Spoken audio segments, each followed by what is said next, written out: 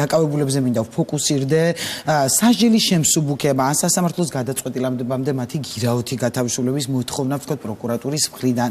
ან ვიცი, ხომ არ იქნებოდა პოლიტიკურად მეტად გამართლებული ნაბიჯი, რომ ასეთი ტიპის პროტესტი არ ყოფილიყო, თუ აი როგორია თქვენი დამოკიდებულება იმ ადამიანების მიმართ, იმ ახალგაზრდების მიმართ, რომლებიც ახლაც საპატიმროში არიან და განაჩენს ელიან სასამართლო პროცესები მიდის.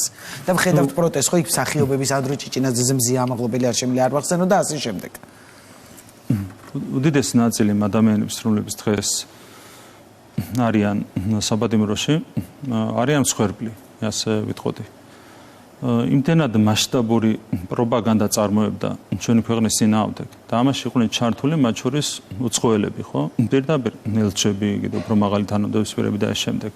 რომ ბუნებრივია საზოგადოება შედგება ასეთი წევრებისგან, ისეთი წევრებისგან, ვიღაცა ასეთ ოჯახში ცხოვრობს, ვიღაცა ისეთ ოჯახში ცხოვრობს, ვიღაცა მეტად ექვემდებარება პროპაგანდას, ვიღაცა ნაკლებად. საბოლოო ჯამში ამ ადამიანების უმეტესობა, ამას ვერ ვიტყოდი მაგალითად ზია ამაღლობელს, რომელიც მსხვერპლი არ არის, რომელიც კონკრეტულ დაკვეთას ასრულებდა, როდესაც შეურაცხყოფა მიაყენა პოლიციას. ხო, მისი დავალება იყო პოლიციის დაკნინება და პოლიციის ღირსების შეურაცხყოფა და პოლიციელის ღირსების შეურაცხყოფა, მაგრამ უმეტესობა ამ ადამიანების განსაკუთრებით ახალგაზრდების მოგზაურობარი, ისინი არიან რა თქმა უნდა მსხვერპლი.